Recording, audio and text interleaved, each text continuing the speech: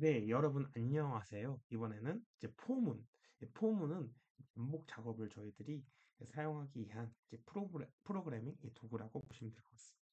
오늘 시간에는 이제 포문에 대해서 이제 배워볼 건데요. 포문은 반복 작업을 자동화하기 위해서 사용하는 프로그래밍 도구라고 이제 생각을 하시면 될 것 같아요. 그래서 이제 여러분들이 보통 사용하는 이제 while문과 많이 비교가 이제 된다라고 볼 수 있겠습니다. 그러면 이제 포문, 우리가 예를 들어서 여러 번의 반복적인 작업을 할 때 이 포문을 이제 사용을 하는데요. 이 포문의 기본적인 이제 구조는 어떻게 되냐? 네, 포문의 기본적인 구조는 포를 시작해서 초기값, 초기값, 다음에 초기값 다음에 세미콜론으로 구분을 해줍니다. 조건식. 그 다음 이제 증감식으로 저희들이 구분을 해줄 수 있고요. 그 다음에 여기 사이에 이제 들어갈 이제 반복 실행할 이제 코드가 들어간다라고 이제 보시면 될 것 같아요. 그래서 보통 저희들이 예를 들어서 어떤 걸 한번 실행을 해볼까요? 어떤 걸 한번 실행을 해보냐? 여기서 예를 들어서 for이라고 해보고요. 라고 하고 이 포의 첫 번째 이제 카운터 이 변수의 이 초기값을 결정하는 식으로 이제 제가 예를 들어서 let으로 변수를 이제 i로 해보겠습니다. let 변수를 이제 i로 해보고 그래서 이 i를 1부터 시작한다라고 해볼게요. 1부터 시작을 합니다. 초기 값이죠. 두 번째, 두 번째 값으로는요, 이제 조건식으로요, 어, 추루인 동안 이 포에 대한 이제 루프가 실행되는 이제 값으로 볼 수가 있겠습니다. 뭐 예를 들어서 제가 이 i가 5보다 작거나 같을 때, 5보다 작거나 같을 때 어떻게 해주냐? 이제 세미콜론을 해주고요. 그 다음에 증감식으로써요. 반복마다 이제 블록 안에 처리를 마친 데 실행되는 식입니다. 그래서 여기서는 이제 어떻게 하냐? i 플러스 플러스를 하면요. 일씩 증가가 됩니다. 일씩 증가가 돼요. 일씩 증가가 되고요. 참고적으로 1 마이너스는 일씩 감소가 됩니다. 일씩 감소가 됩니다. 감소. 이러한 특성을 알아두시면 될 것 같아요. 그래서 우리 이러한 값을 이제 어떻게 하죠? 이제 어떻게 해야 될까요? 이제 실행을 해야겠죠. 실행을 하기 위해서 이제 여기 안에다가 뭐를 집어넣어보냐? 로거점 로그라고 입력을 해보고요. 여기 안에 이제 i라고 한번 입력을 해볼게요. 그래서 이제 이 i 값을 출력을 하는 형태로 든다라고 보시면 될 것 같아요. 그럼 저장을 눌러보고 실행을 한번 눌러볼게요. 네, 뭐가 잘못됐네요. 이거 하나 지워줘야겠네요. 네, 한번 실행해 볼게요. 라인 6도 잘못됐네요. 뭐가 잘못됐는지 한번 보도록 하겠습니다. 네, 폴렛 i가 1인 걸 제가 안 써줬네요.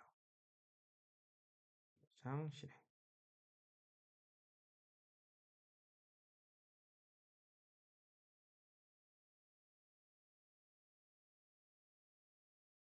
한번 기다려 보겠습니다. 이러한 이제 결과값이 나오는 걸 저희들이 이제 이렇게 볼 수 있겠죠? 볼 수 있을 것 같은데요. 이게 처음에 이제 어떻게 됐는지 한번 살펴보도록 하겠습니다.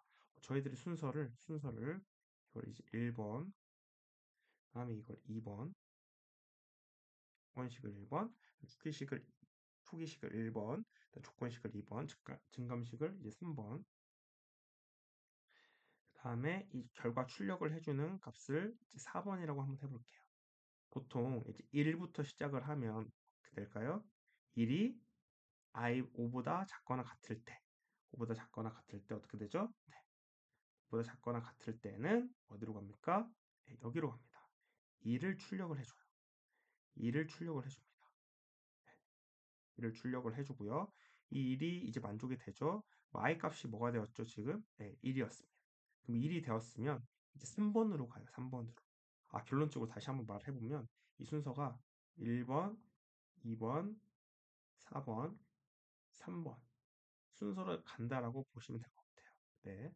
다시 한번 보면 i가 이럴 때 i가 5보다 작거나 같으면 로고점 로고를 통해서 여기 실행 로고 창에 한번 실행을 1이라는 이런 정수를 이제 출력할 수 있겠죠. 그리고 i가 1이었을 때 이제 마지막 4번으로 갑니다. 그럼 i가 4번으로 가면 이게 1을 증가시켜 준다라는 말이죠. 그럼 i는 이제 어떻게 될까요? i는 2가 됩니다. i는 2가 되고 i는 5보다 작거나 같으니까 어떻게 된다고요? 여기에 이제 가서 2를 출력을 해주죠. 또 마찬가지로 이제 3, 4, 5. 예를 들어서 이제 i가 5였을 때, 이제 i가 4였을 때라고 한번 볼까? i가 4였을 때 만족을 하고 그럼 4를 출력을 시켜주죠. 그럼 i가 어떻게 됩니까? 4에서 2를 증가시켜 주니까 5가 됩니다. 5보다 작거나 같을 때 5를 출력을 해주죠. 5를 출력을 해주고 6이었을 때는 어떻게 될까요? 이제 이 조건을 만족하지 않으니까 끝나게 됩니다. 그래서 이러한 식으로 1, 2, 3, 4, 5가 실행되는 걸 저희들이 이제 살펴볼 수가 있겠습니다. 그러면 저희들이 이제 실습을 한번 해보겠는데요. 스프레드 시트에서 저희들이 숫자를 한번 입력하는 그런 시간을 가져보도록 하겠습니다. 스프레드 시트 숫자 입력하기 지워주고요. 이 값을 뭐라고 해볼까요? write numbers라고 해볼까요? numbers라고 해보겠습니다. to sheet라고 해볼게요. to sheet라고 한번 해볼게요. 그래서 저희들이 초기값을 뭐라고 잡으면 좋을지 한번 보도록 하겠습니다. 우선 저희들이 초기값을 잡기 이전에 이제 const라고 이제 시트라는 변수를 하나 만들어 줄게요. 시트라는 변수를 만들어 주고 이제 스프레드시트 앱에 접속을 해서 지금 활성화되어 있는 이제 액티브 스프레드시트라는 메소드로 이제 연결을 하고요. 메소드니까 괄호를 열어주고요. 그다음에 점을 이용을 해서 이 객체에 접속을 합니다. get active 이제 저희들이 활성화된 시트로 이제 들어간다. 이렇게 보시면 될 것 같아요. 그래서 이제 여기서 포문을 활용을 해서 저희들이 적어볼 텐데요. 이제 let을 우리가 i가 1이라고 하고요. 그다음 세미콜론으로 구분을 해줍니다. 초기식, 그다음에 주권식, 그다음 증감식, i 뿔뿔 한 다음에 저희들이 방금 만들어 주었던 이제 변수 있죠? 시트라는 이제 변수에서 이제 저희들이 범위를 선택을 합니다. getRange라는 메서드를 선택을 해서 이제 범위를 선택을 합니다. 어떻게 할까요? 이 i는 이제 행에 해당되는 곳이고요. 그다음 저희들은 일렬에 입력을 할 겁니다. 그렇죠? 그다음에 그 값에 이제 이 범위에다가 저희들이 이제 값을 집어넣어 줄 거예요. 값을 집어넣어 주는 set value라는 값을 집어넣어 줄 거예요. 네. 그래서 이런 식으로 A열이죠. 이게 1열인데 1열이 A열부터 시작하죠. 그래서 A열에 이제 1, 2, 3, 4, 5라는 이제 값이 선택이 될 것 같아요. 쓰여지게 되겠죠. 다시 한번 sheet.getRange는 i번째 행의 A열을 이제 선택을 하는 거예요. 범위를 잡는 거고요. set value는 선택한 셀에 i 값을 입력을 하는 겁니다. 그러면 한번 저희들이 저장을 하고 입력을 해볼게요. my function my numbers 검토를 이제 이걸 해줄게요.